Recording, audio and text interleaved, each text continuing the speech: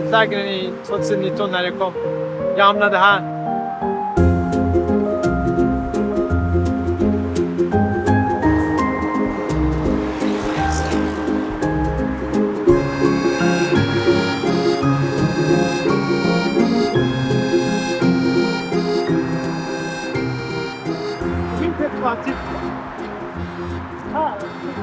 Jag bodde här i 3 veckor. Jag hamnade här från Uppsala. Uppsala är en väldigt fin stad. Jag blev chockad, förvånad och besviken faktiskt. Jag var besviken. Ibland jag skickade bild härifrån från Snapchat till mina vänner. Och de bara, men var har du hamnat? Jag bara, här. De bara, vad fan var det där? Jag bara, men det är skillnaden på livet. Så att det var inget val.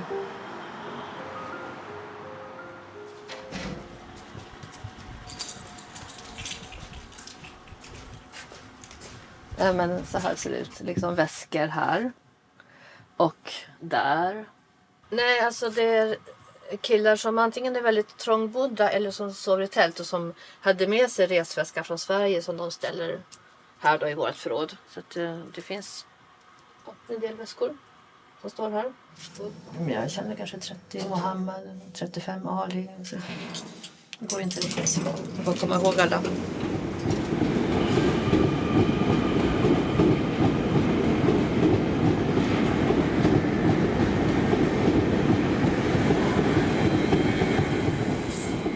Ja, alltså hur många jag har träffat sen jag började med det här på hösten 2017. Vi har aldrig räknat dem på något sätt, men jag brukar säga 4-5 tusen. Jag bodde i Sverige i 4 år. Jag bodde hela tiden i Uppsala och jag läste natur på gymnasiet. Samtidigt som jag var också aktiv i Uppsala stadsteaters ungdomsensemble. Att gå i gymnasiet var ju, alltså, det var ju coolt.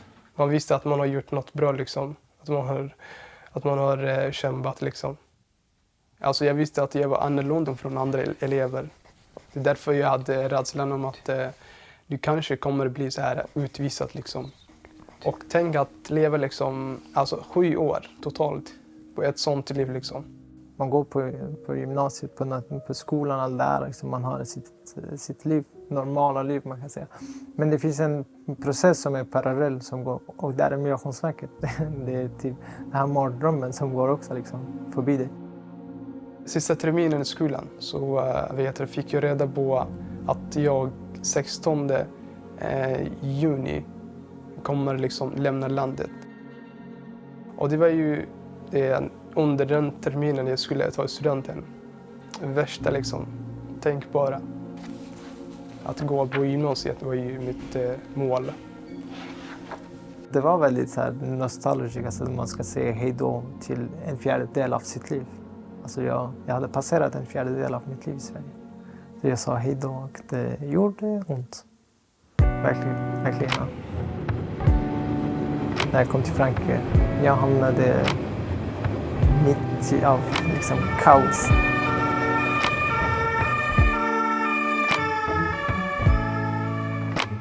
Jag hamnade i Porte de la Chapelle. Här man kan börja allt. Man kan köpa ett simkort, man kan få mat. Man kan hitta liksom folk som är i samma situation med dem.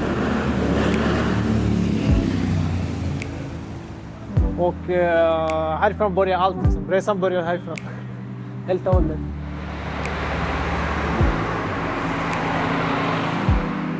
Det är liksom lite mer ordning på allting i Sverige. Även 2015 när det kom så många tror jag alla liksom sov inomhus. Och så är det ju inte här. Utan här, det finns inget ordnat mottagande, ingenting organiserat. Utan man får klara sig själv tills man blir tilldelad ett boende. Och det kan ta 2-3 veckor.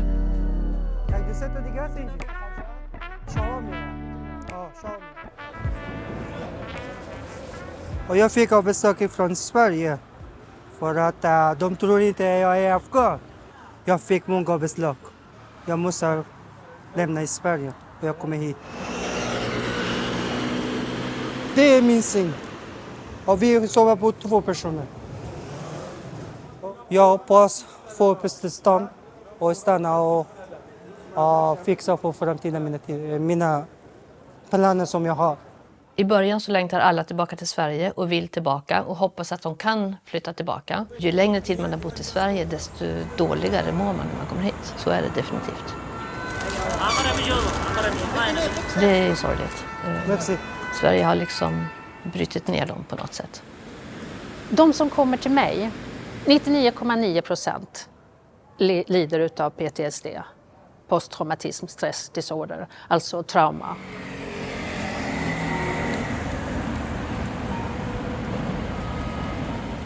De flesta klarar ju sig ganska bra trots de problem de faktiskt har.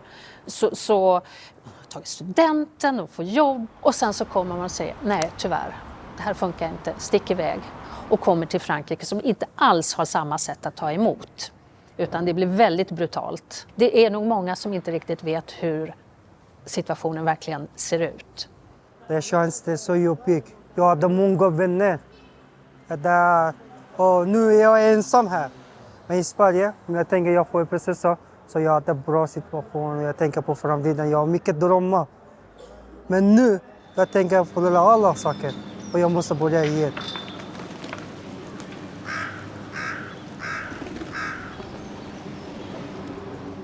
Vi har fått den här matlagningsboken från familjen som födelsedagspresent. Ja, ifall jag behöver så kan jag liksom laga mat från den här boken. Karamelliserad rödlök, värmlök, lax. Ja, den ser gott ut. Men det är kul att ha med så här någon svensk matlagningsbok. Så, sen har man i vuxenlivet så funkar det. Ja. Alltså jag skrattade för... Alltså jag var ju vuxen liksom redan i så här 14. Om inte liksom innan så var jag vuxen. Jag kom ju från Afrika. Alltså en annan världsdel. Kom ju till Europa helt själv. Jag har varit med om massa liksom i livet. Att flytta hemifrån, hyra eller köpa. Alltså de här grejerna väntar inte oss liksom. Ja, det här skulle ju passa för en annan.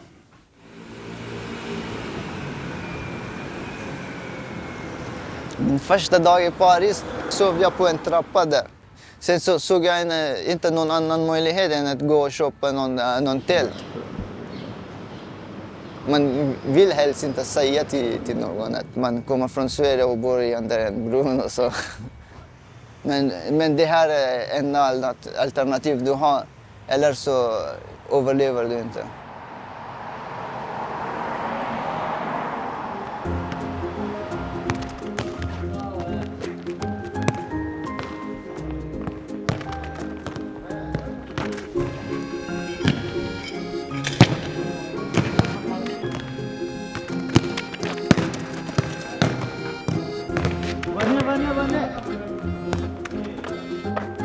Hur många av oss som kommer från Sverige räcker upp händerna? De som har båt där. Du måste ha dem från Sverige? Ja, de flesta som har båt i Sverige i alla fall.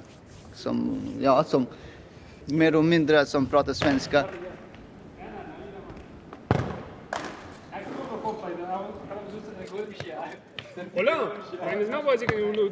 De svenska afghaner som kommer nu, det är de som har fått avslag på ny prövning. Eftersom alla afghaner kunde söka ny prövning när talibanerna tog över sommaren 2021.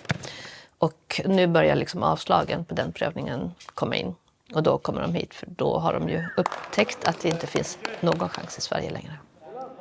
Det är väldigt sällan att vi inte får någon ny. Det är alltid en eller två nya spelare som kommer och spelar med oss som pratar svenska, som kommer från Sverige, som har varit länge i Sverige och så vidare.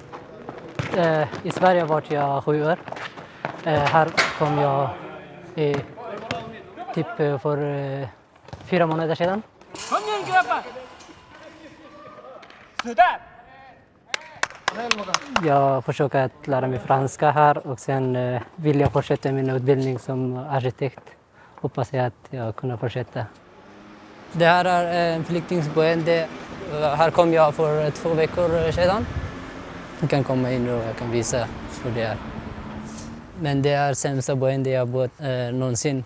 Hela mitt resa från och med när jag lämnade hemlandet. Jag har städat för det mesta, men det fanns, när jag kom då var det jättesmutsigt. Då fanns det mycket kakelläcka här. Så därför blev jag tvungen att göra sådär. Ja. Jag ville inte bo här, men de sa att du måste bo, annars får du ingen pengar, ingen boende. Då måste du bo i gatan, vilket jag inte vill. Då blev jag tvungen att bo här. Jag förväntade mig inte den här situationen verkligen. Allt var det helt annorlunda. Jag blev chockad av den här situationen som jag hamnade i. Det är svårt att beskriva hur det känns, hur jobbigt det är. På morgonen klockan 7 eller 6:30 det kommer polisen. De vaknar alla personer som sover under bron. Polisen kollar på mig som packar på min väska och kollar på min väska. De hittade snus. De sa det, vad är det? Jag sa det är snus. De sa snus, vad är det? Jag hade 6 stockar. Men polisen tog allt. Egentligen de ville utvisa mig till Afghanistan, vilket jag ville inte. Och det är stor fara för mig att åka tillbaka till Afghanistan. Då flyttade jag från Sverige till Frankrike här för att kunna leva. Vi tillhör en folkgrupp som är hazara. Talibanerna förföljer oss. Svårt att leva där. Skulle det hända att någon afghan som har bott 8 år i Europa skickas till Afghanistan, då vill jag inte ens tänka på vad som händer. Det är ju... Nej, det kan bara inte gå bra för dem, helt enkelt. Så är det ju. I Sverige har jag vänner. I Sverige hade byggt mitt liv. Jag gick i skolan, jag lärde språket. Jag gjorde allt vad jag kunde. Hur lång tid tar det tills jag bygger ett liv som i Sverige? Att jag kunde komma in i samhället, att jag kunde prata, att jag kunde hitta något jobb och plugga vidare. Allt är från noll liksom. Vad det handlar om, det är ju att de befinner sig just nu i ett limbo. Det finns ingen framtid, det finns ingenting, det finns ingen fast mark under fötterna. Jag skulle haft möte igår i Migrationsverket i Frankrike. Jag väntade där 4 timmar och sen blev det inställt. Det kan ta flera månader till. Och det är inte bra. Man vill liksom att man ska få antingen uppehållstillstånd eller bara helt enkelt få lämna landet. Man vill att liksom ha något svar.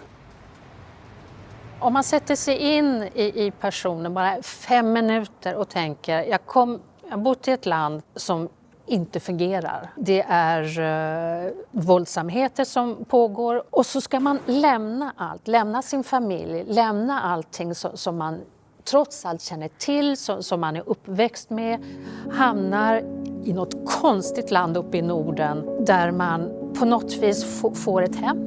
Alltså jag bodde där under 5 år, alltså det är inte lite. Första avslaget det var väldigt tungt för mig. Alltså jag kunde inte röra mig när jag hörde av personen som har förklarat att jag fått avslag. Även om du är en jättestark människa så ändå kommer det påverkas liksom psykiskt. Jag har liksom haft nätter som jag grät liksom. Dagar som jag bara satt så här i mitt rum och mått dåligt.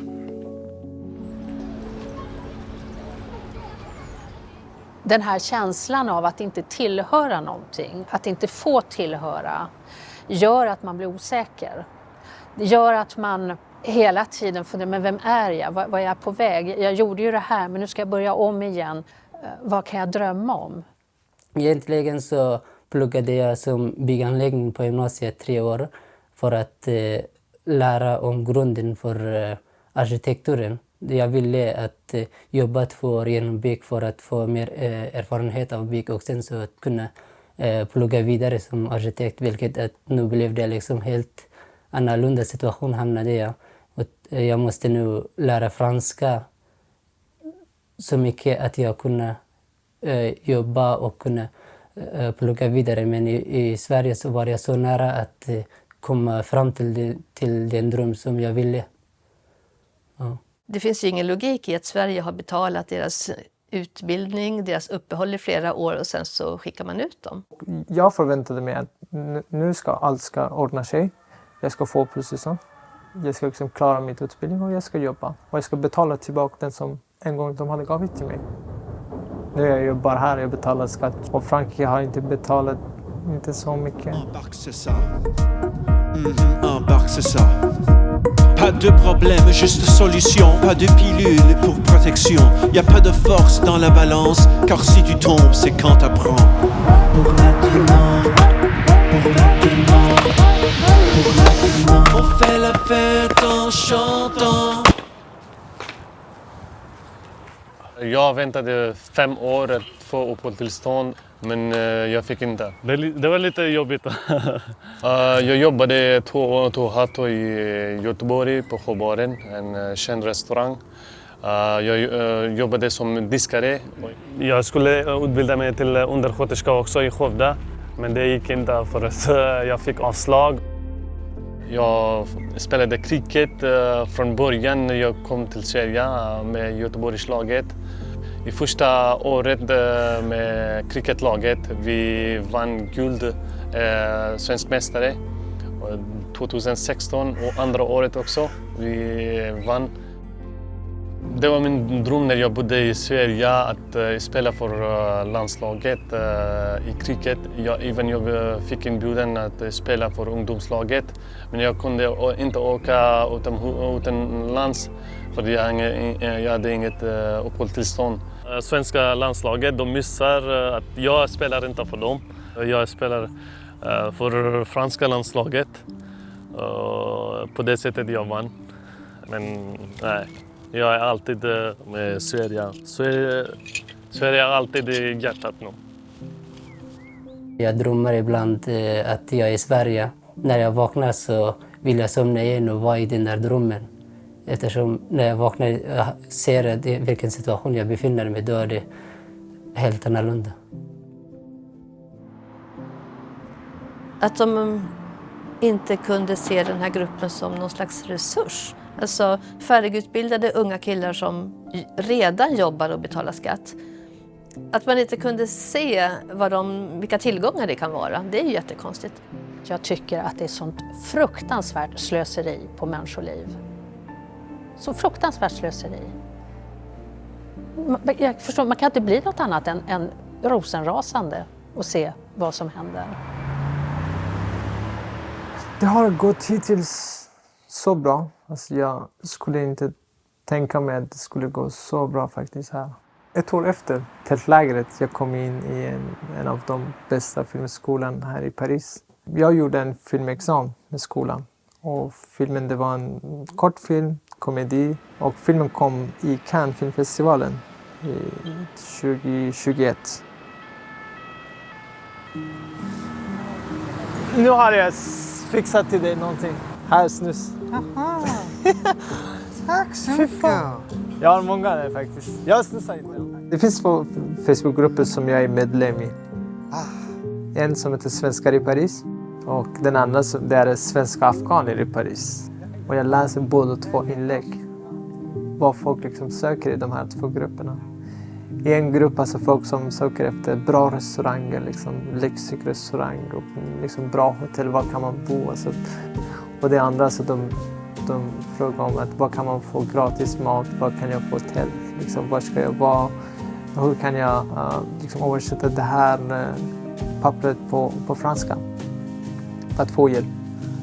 Stora skillnad på vad som de letar efter i Paris.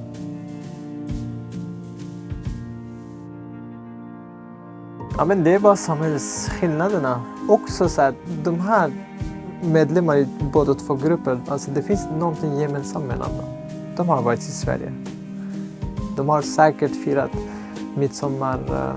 De har säkert ätit sill. De har säkert liksom firat jul. Alltså det är gemensamt mellan båda grupperna, medlemmar i båda grupperna. Men på förutsättningar i deras liv, det finns stora skillnader. Stora skillnader. Jag är student i Mossan här. Det var ju en av mina mål liksom, i livet som jag klarat. Så jag är stolt. Det är därför jag har med mig liksom, de här grejerna. Svenska som andra språk har jag ju fått B också. Högsta betyg i den här klassen. Tack för 3 år. Lycka till i framtiden. De flesta i min klass visste inte att jag kommer att bli utvisad. Att jag kommer att lämna liksom, Sverige.